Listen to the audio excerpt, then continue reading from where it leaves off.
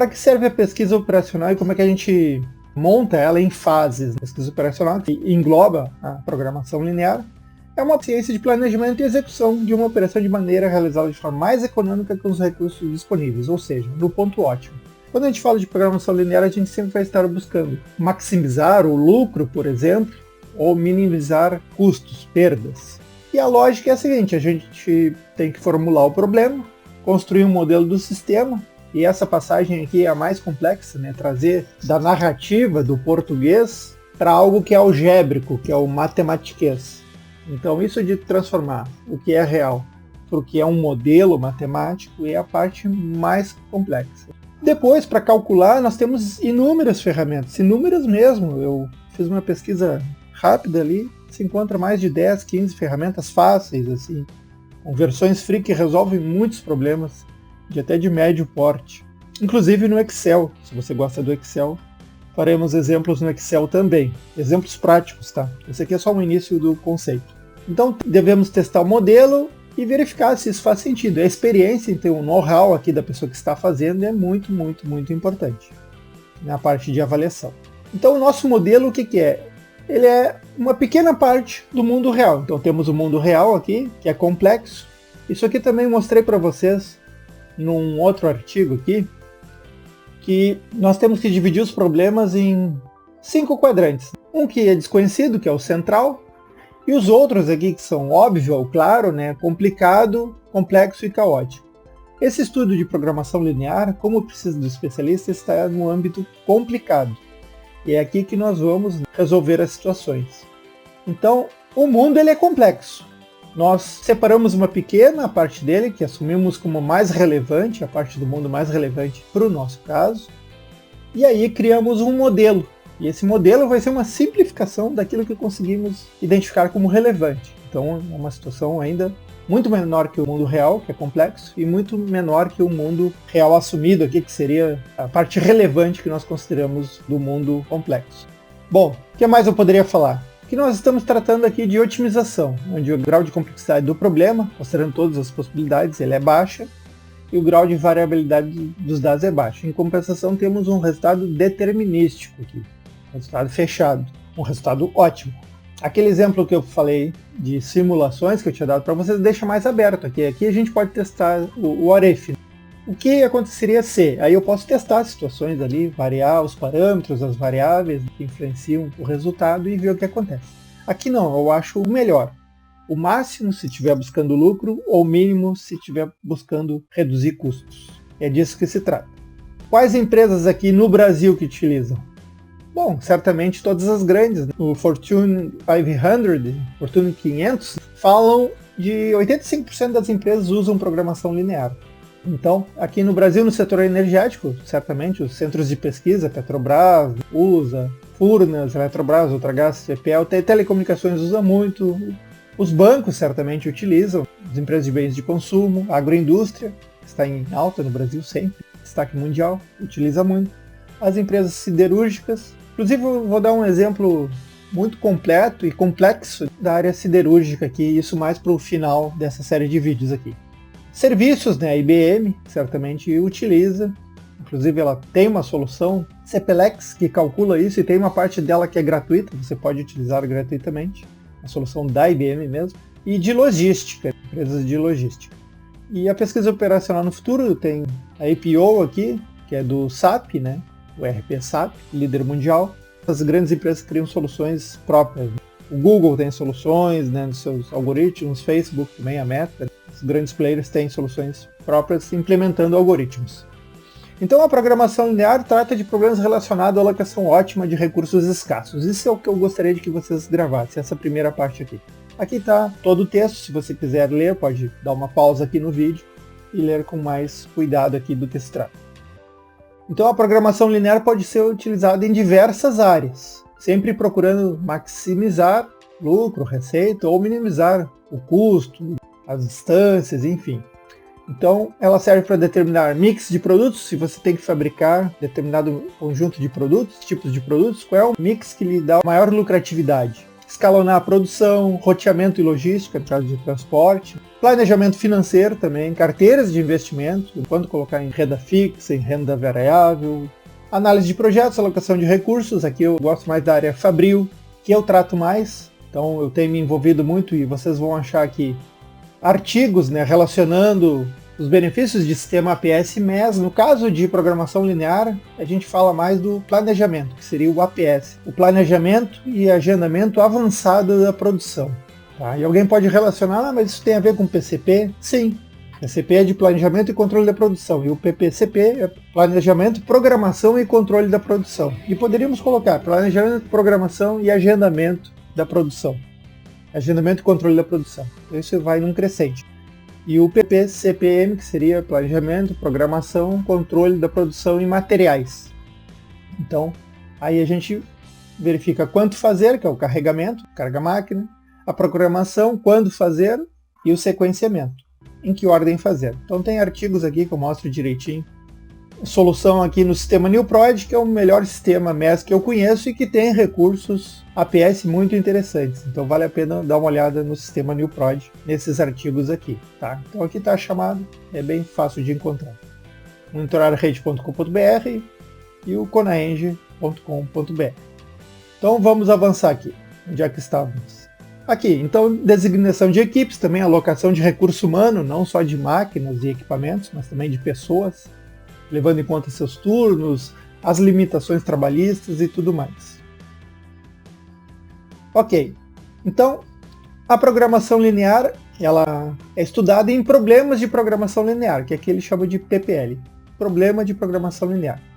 Sempre envolvem variáveis de decisão, que são as variáveis que a gente quer encontrar o ótimo. Geralmente se fala em x e y, ou x1, x2, x3, x4, são as variáveis que a gente quer encontrar uma solução. Uma função objetivo, que é aquela que a gente quer maximizar ou minimizar, e as restrições. A gente pode fazer variações nessas variáveis de decisão, respeitando algumas regras, que podem ser horários, quantidades, a produção mínima de determinado item, enfim, coisas que estão envolvidas no problema. Tá? E aqui o problema de programação linear envolve planejamento e controle de recursos, planejamento e controle de sobras, né, o que fazer com as sobras, otimização de misturas, né, a indústria farmacêutica, petroquímica, química de maneira geral, otimização de investimentos, de recursos humanos, de equipamentos, aplicações de agropecuária, otimização de custos de distribuição. Então sempre, pessoal, a gente vai estar falando assim, temos um problema real, através de uma formulação para uma forma algébrica, que é o modelo matemático. Vamos para uma resolução desse modelo, que é muito fácil, tem vários algoritmos que fazem isso, e se acha uma solução. E depois pode se estudar, por exemplo, a sensibilidade dessa solução, o quanto ela é sensível a mudanças nos parâmetros. Mas isso é bem para o final aqui da nossa série de vídeos. Tá? Mas onde é que está a grande dificuldade, que é chamada de arte? Essa formulação, né? Aqui ter a inteligência, a criatividade para formular o problema em bases corretas. Depois de ele estar algebricamente formulado, a resolução é muito simples. Muito simples, tem várias ferramentas e algoritmos que fazem isso. Tá. Então vamos começar aqui a estudar a parte de programação linear. Em que é baseado a programação linear? Em sistemas de equações ou inequações. O que é uma equação? É quando temos o sinal de igual. Então, por exemplo, essa reta aqui que está inclinada, somente a reta seria 9 vezes x1 mais x2 igual a 18. Então seria essa reta aqui. Mas se eu ponho menor ou igual, e eu entendo que os valores de x1, que é na horizontal, e x2 na vertical, são positivos, eu tenho toda essa área aqui desse triângulo retângulo aqui como valores possíveis. Tudo isso aqui. Porque o valor aqui, quando eu calculo, 9 vezes x1 mais x2, ele tem que ser menor ou igual a 18, ok? E tem que ser um valor positivo, que dá aqui no primeiro quadrante, ok? Uma outra reta poderia ser 3 vezes x1 mais x2, aí tem coeficiente de inclinação menor, e menor ou igual a 12 daria essa outra área aqui. Então a primeira coisa que você tem que lembrar é que são sistemas lineares, porque o expoente aqui de x1, o expoente de x2 é 1, Não existe um expoente 2 ou 3, por exemplo, x1 ao quadrado, x1 ao cubo, isso não existe. Nem x1 vezes x2, isso também não existe, porque isso seria a forma não linear do problema. E a gente tem na programação linear, como o próprio nome diz, lidar com funções lineares, equações ou inequações.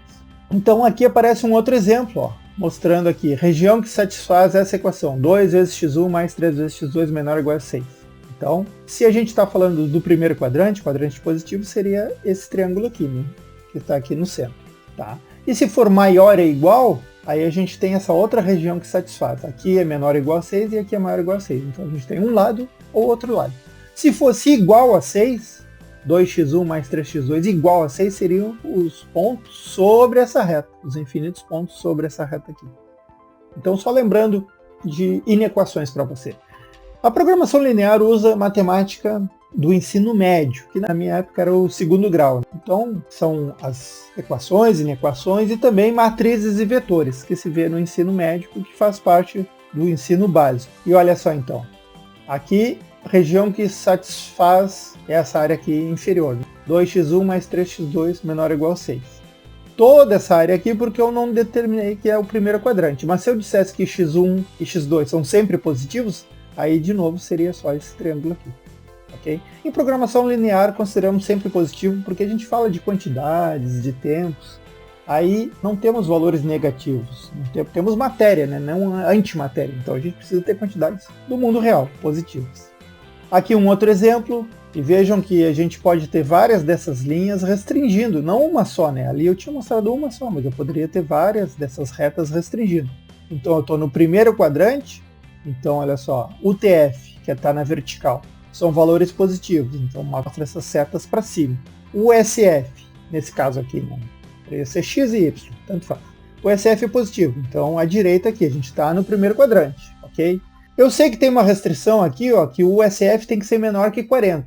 Então aqui, essa vertical aqui, ó, aparece para a esquerda, todos os valores para a esquerda são válidos. Então já cortei um pedaço aqui. Depois tem essa outra reta aqui, GF, e tem uma outra reta aqui, CG, CDGC, e tem uma reta aqui, BGFA. Então essas duas chanfram aqui, digamos assim, elas fazem um corte ali. E tem a função objetivo, que é essa aqui, ó, BG, que ela vai, paralela aqui, né, a função objetivo, ó, ela vai chegar no ponto ótimo, que é um extremo aqui, que é um vértice. Esse é o resultado. Tá? Então uma outra forma aqui de enxergar, a função objetivo Z, né, que seria o resultado de x1 e x2, função de x1 e x2, ela é Z igual a 60 aqui, Z igual a 100 aqui, tá? Até chegar nesse valor aqui, que seria 100. Tá? Então, são maneiras aí de entender geometricamente, porque a ideia é entender geometricamente. Quando a programação linear lida com duas variáveis, a gente pode conhecer isso no plano, né? No plano cartesiano, com eixos horizontal e vertical. E essa é uma tradição muito antiga, né? Isso aqui veio da época de Euclides, Euclides que definiu a geometria euclidiana. Então isso aqui estamos falando de 300 a.C., um pouquinho depois da morte de Aristóteles, Euclides definiu toda a geometria euclidiana. Aqui foi bem na época que o estoicismo começou também.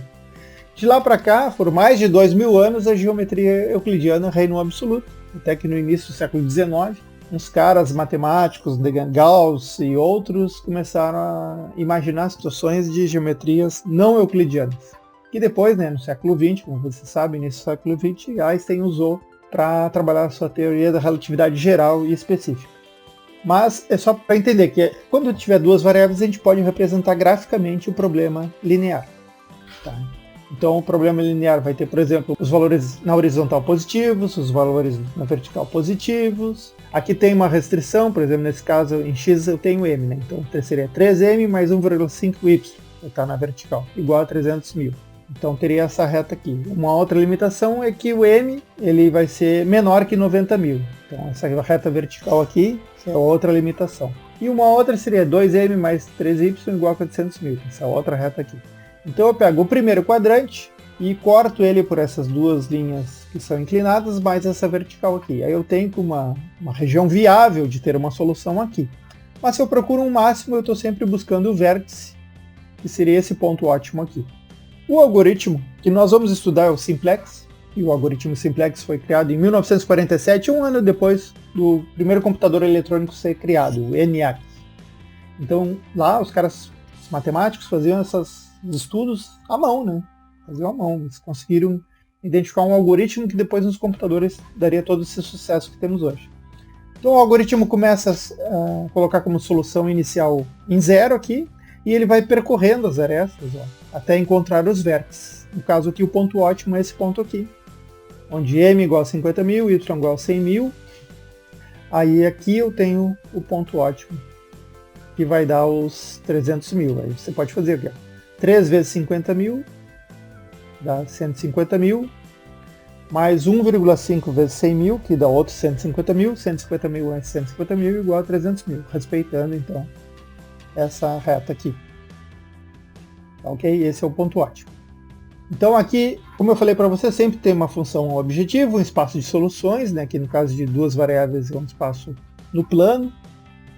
E as restrições. As restrições dizem como a gente pode, então, estar trabalhando com essas variáveis, tá? Então, olha aqui, ó.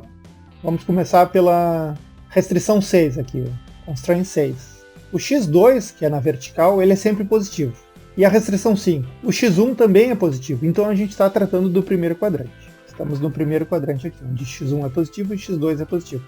O eixo horizontal só tem valores positivos, o eixo vertical só tem valores positivos. Ok. Uma outra restrição aqui, a 4, diz que o x2 pode ser no máximo igual a 2. Então todos os valores iguais ou menores que 2, para x2, que está na vertical, valem. Então já cortei aqui no topo. Já tenho uma reta horizontal aqui em 2. Todos os valores para baixo valem. A restrição 3 é menos x1 mais x2 menor ou igual a 1. Então onde é que está essa equação aqui? Então menos x1 mais x2 é a equação 3, que é essa reta aqui. Ok? Depois a equação 2 é x1 mais 2x2 menor ou igual a 6, que é essa outra reta aqui. Vejam que vai cortando o espaço de soluções, né? Gerou um segmento EF, gerou um segmento DC, e aqui no topo ED. Então fica essa figura geométrica aqui, que é um polígono. Tem vários lados, né? Convexo. Logo a gente vai ver o que é o convexo. E a restrição 1, que seria essa outra aqui, que é 6x1 mais 4x2 menor ou igual a 24. Vamos ver se é mesmo? Vamos botar o x2 igual a 0. Então o x1 aqui, quando o x2 é igual a 0, é 4. 4 vezes 6, 24. 24 é igual a 24. Tá certo? Aqui, ó. O x2 vale 6 e o x1 vale 0, né? Estou em cima dessa vertical aqui. Então eu vou ter 0 vezes x1, 0, mais 4 vezes 6, 24. 24 igual a 24? Sim, é certo. Então estou em cima dessa linha. E aqui estão os infinitos pontos sobre essa linha 1.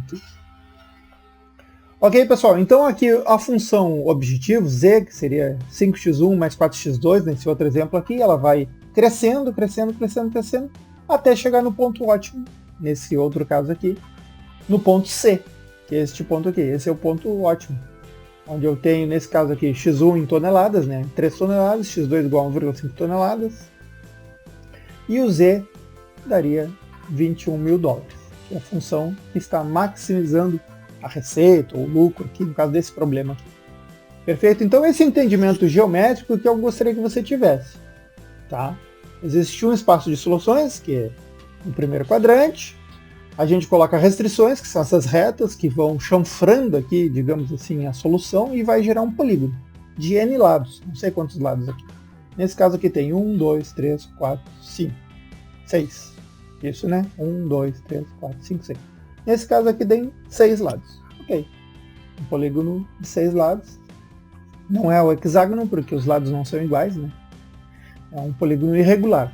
E a gente acha a solução ótima num dos vértices. Isso aqui, o achar, é automático, tá? O computador calcula para nós. Mas o espaço de soluções seria algo desse tipo aqui. A gente vai numa solução mínima, quando a gente quer o mínimo, é esse lado aqui, né? E uma solução máxima, que é o outro lado, né? Que é esse outro lado aqui. Tá?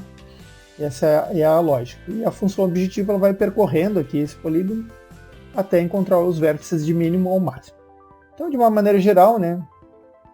Duas variáveis com duas restrições, fora o fato de estarmos no primeiro quadrante, seria aqui, ó, reta, restrição 1, reta, restrição... Por que eu sei que é uma resta? Porque são funções lineares, equações ou inequações, né? Termos x1 e x2 elevado a 1. Não aparece x1 vezes x2 nunca, e não aparece x1 ao quadrado, x1 ao cubo, nem x2 ao quadrado, x2 ao cubo, x qualquer elevado a n. Isso não aparece, são sempre equações de retas. Tá? Se eu buscar o mínimo, a área viável de soluções fica para o outro lado, né? Que aí está mais escuro aqui, e esse ponto mínimo, nesse caso, seria esse aqui. B3, né, para x e 28 para y, nesse caso aqui. Um outro caso aqui, ó, um ponto ótimo seria esse aqui. Está em libras, aqui ó, 470,6, 329,4, é o ponto ótimo, dando uma função Z em dólares aqui de 437 dólares e 64 cents. Então esse aqui é o ponto ótimo, no caso de minimizar a função. Tá? Bom, em essência então, o método simplex, que é o método mais tradicional, tá? Como eu falei, ele está há mais de 70 anos liderando aí os algoritmos de solução de problemas de programação linear. Então, em essência, o simplex é um método, um procedimento algébrico. Por quê? Porque a gente calcula isso usando computadores. Então, precisamos da matemática, precisamos da álgebra. Mas, ele é um conceito geométrico. A programação linear veio da álgebra linear. A álgebra linear é um conteúdo do ensino médio. E a programação linear é baseada nela. Tá? Entendendo os conceitos geométricos que eu acabei de mostrar para vocês ajuda então a entender os equivalentes algébricos. Quando eu tenho 3 variáveis, aí eu teria que desenhar isso em 3 dimensões, fica mais complexo. E quando eu tenho 4, 5, 6 variáveis, aí você imagina a complexidade. Aí não temos como resolver geometricamente, aí temos que usar álgebra e usar computadores. Então os componentes da programação linear são bem simples, tá? São variáveis de decisão, aquilo que você quer descobrir, o ótimo, são as variáveis x, y, ou x1, x2, xn. Função objetivo, que é uma função objetivo, porque é ela que a gente vai procurar maximizar e otimizar, respeitando, ela está sujeita, né, submetida a restrições, sempre. E os dados do problema. Então é isso que a gente vai fazer. O propósito, então, é identificar variáveis de decisão, elaborar um sistema simplificado, definir uma solução para o problema e definir as variáveis de decisão. O propósito é identificar a função objetivo, identificar o que vai ser maximizado ou minimizado. E o propósito, identificar as restrições, identificar as classes das restrições. Tá? Então, nesses 3 blocos aqui de soluções, é que a gente vai, são 5 passos, né, que a gente vai definir o problema de programação linear. Eu acredito que o primeiro passo é o mais difícil, né? Transformar a realidade num modelo matemático. Bom, então, continuando aqui, a gente tem um exemplo aqui de restrições, x mais y maior ou igual a 6, que é essa linha em verde aqui, x menos y maior ou igual a 4, que é essa linha em azul. Como eu tenho os valores de x e y positivos no primeiro quadrante, a gente tem essa área aqui mais escura, com uma área de solução, né, do problema, área viável. E aqui ele mostra alguns pontos, né? Quando x e y são 0, a função objetivo, chamada de c aqui, que é a função de x e y, vale 0. Quando o y vale 6 aqui e o x vale 0, a função c vale 6. Aqui no ponto 5,1, quando o x vale 5 e o y vale 1, eu tenho 2 vezes 5, 10, mais 1, 11. Essa aqui é a função objetivo máxima, eu tenho o máximo dela, né? Então aqui eu cheguei no meu resultado máximo. Né? E nesse outro ponto aqui eu tenho 2 vezes 4, 8, mais 0,8. Seria esse ponto aqui sobre o eixo X. Então aqui eu mostrei, um caso bem simples, como se encontrar geometricamente. Mas isso a gente tem que resolver no computador. Então como é que a gente resolve no computador? A gente tem um modelo geral, que é a função que a gente tem que otimizar, a função z nesse caso aqui, que tem um coeficiente 1 vezes x1, mais um coeficiente 2 vezes x2, mais coeficiente 3 vezes x3, mais cn vezes xn. Essa é a função objetiva. Posso ter n variáveis. Tem sistemas que utilizam milhares de variáveis. O software Lindo, que é específico para isso, se não me engano, chega a 200 mil variáveis. Vocês imaginem o tamanho de um problema de programação linear com 200 mil variáveis. Realmente é algo gigantesco. Sujeito às restrições, e as restrições podem ser menor, menor ou igual, maior ou igual.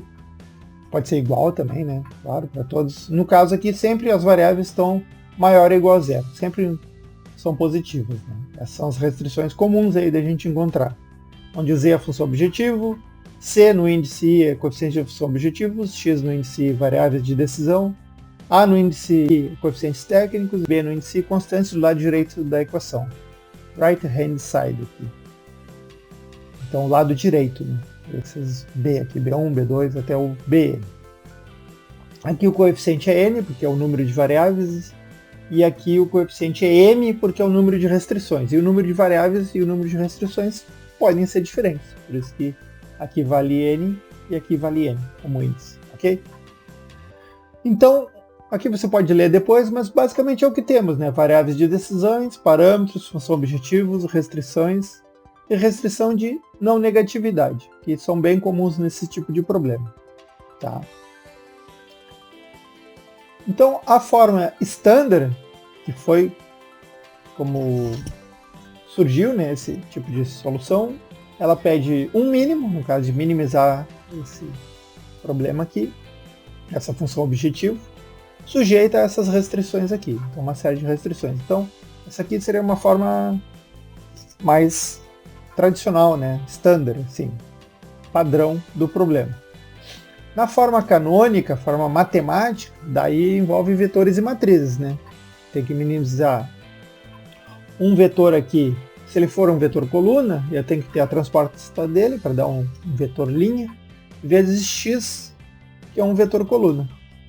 Aí esse C, a transposta do vetor C vezes o vetor x, corresponde exatamente a isso aqui, C1 vezes x1 mais C2 vezes x2 mais etc, Cn vezes xn. E aqui as restrições eu tenho como a matriz A vezes vetor x igual ao vetor B, vetor coluna, tá? E todos os x são maior ou igual a zero. Então todos os x aqui são positivos, tá?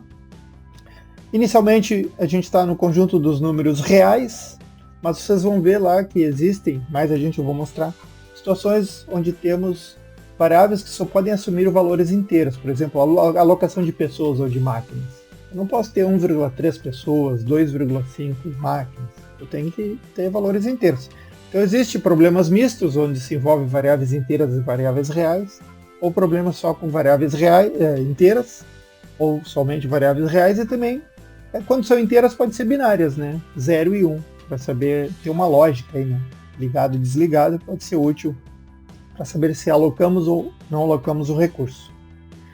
Uma outra forma seria usar somatório, que também é do ensino médio, né? O máximo de Z vai ser somatório do J igual a 1 a N, CJ vezes XJ. Então é uma maneira compacta, né, de escrever aquela situação inicial, né? Onde se escrevia C1 vezes X1 mais C2 vezes X2 e assim por diante. Da mesma forma para as restrições aqui, a gente usa o somatório, que é esse símbolo aqui, né? Esse M aqui deitado, o somatório. J igual a 1 a N de A e J, porque isso aqui é uma matriz, né? Vezes XJ menor ou igual a BI, tá? Onde I vale 1, 2 até N. E o XJ maior ou igual a 0, onde XJ igual a 1, 2 até N, e são todos os X positivos aqui.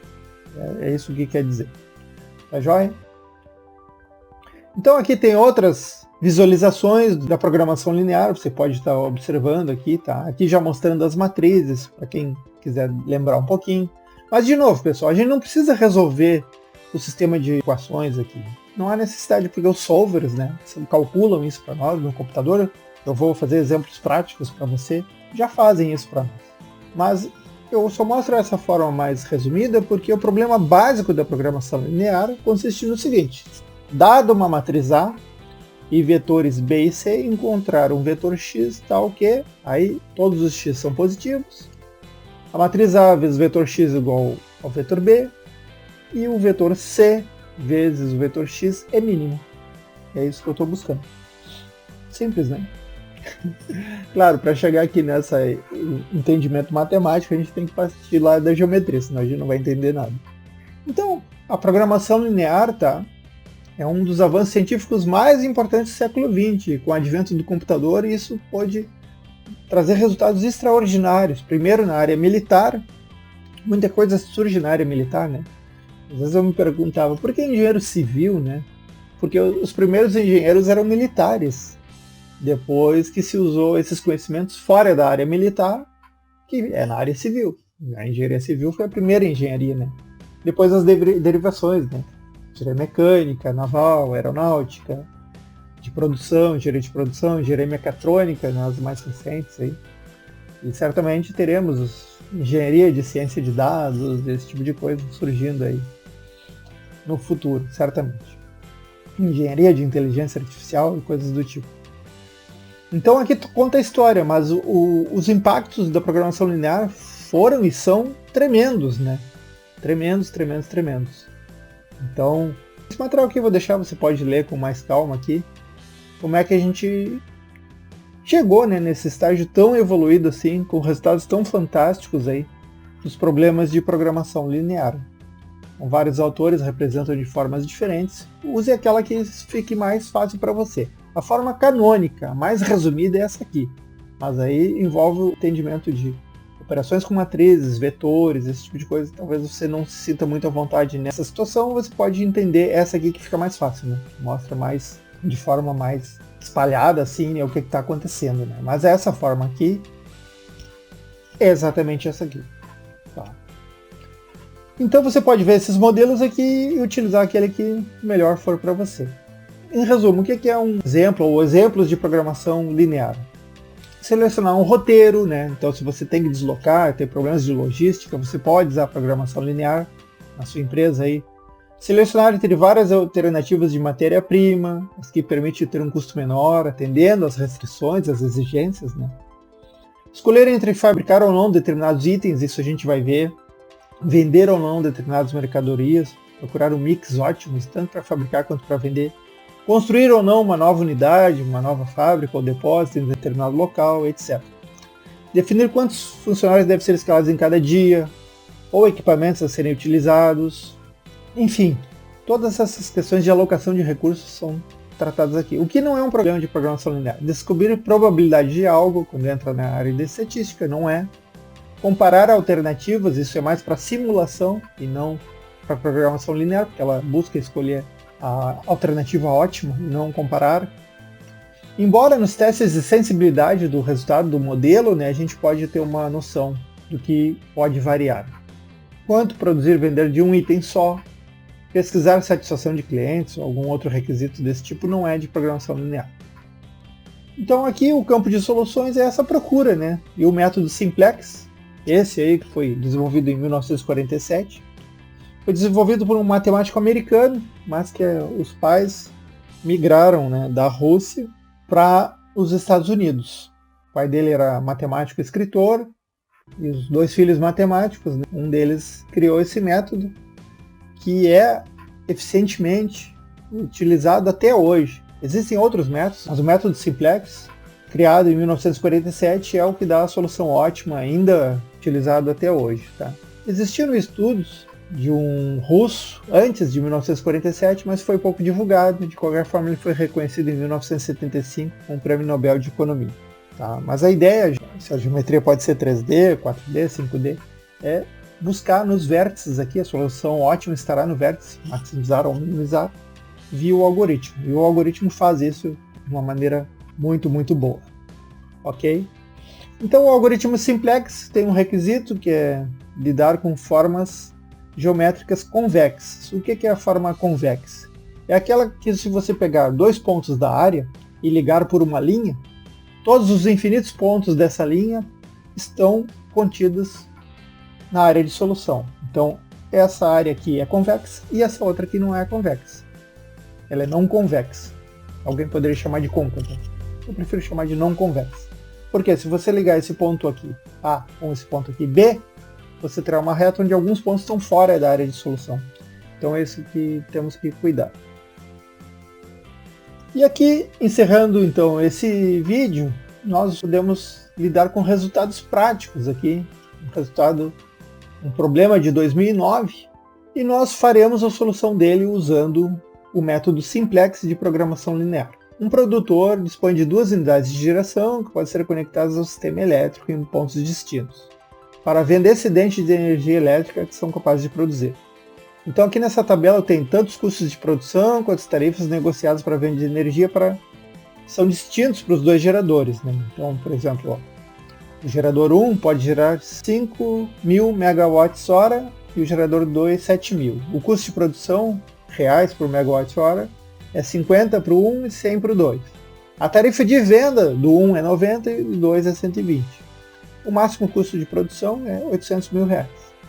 Então o produtor deseja vender o máximo possível de energia, seguindo entretanto seu plano de negócio que não permite gastar acima de um valor pré-estabelecido para a produção de energia. O valor pré-estabelecido é 800 mil.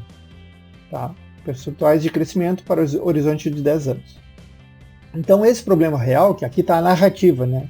Que está em português aqui, para nós brasileiros é assim que formulamos. Em matematiquês, ele teria esse formato aqui, ó. O máximo da função z, o que é a função z? É a tarifa de venda, a gente quer maximizar, né, a receita. Então é 90 vezes o x1, que é quanto a gente vai gerar aqui no gerador 1 de energia, mais 120, que é a tarifa de venda, né, a receita, sobre a quantidade de energia gerada pelo gerador 2. Então aqui está a equação que a gente quer maximizar. 90x1 mais 120x2. Sendo que x1 é menor ou igual a 5.000, que é o máximo que eu vou gerar de energia no gerador 1, e x2 é menor ou igual a 7.000, que é o máximo que eu vou gerar no gerador 2.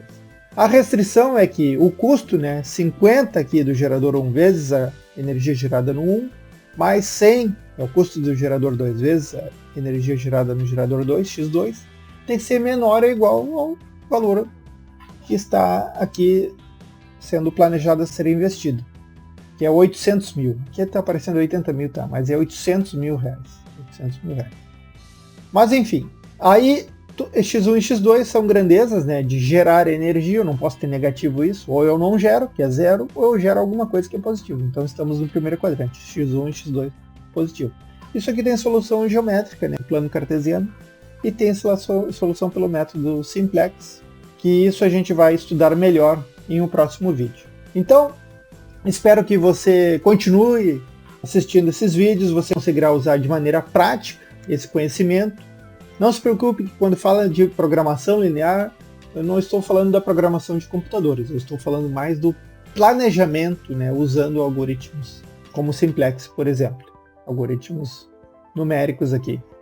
Então, você não precisa ser um programador de computadores, mesmo porque a definição do problema, tanto no Excel, usando o Solver, quanto em Python, linguagem R, Lindo e outras linguagens aí, elas não ocupam mais que uma página, às vezes ocupam meia página. É muito fácil definir a função objetiva, as restrições e sujeitar então ao cálculo. É muito rápido, você conseguirá fazer com certeza. São todas ferramentas gratuitas, você não precisará investir nada. Você tem que investir um pouco do seu tempo para aprender ou pegar alguém da sua equipe aí para desenvolver isso aí. Mas é bem interessante. Então eu paro por aqui e espero encontrar você num próximo vídeo. Tenha um ótimo dia. Até mais.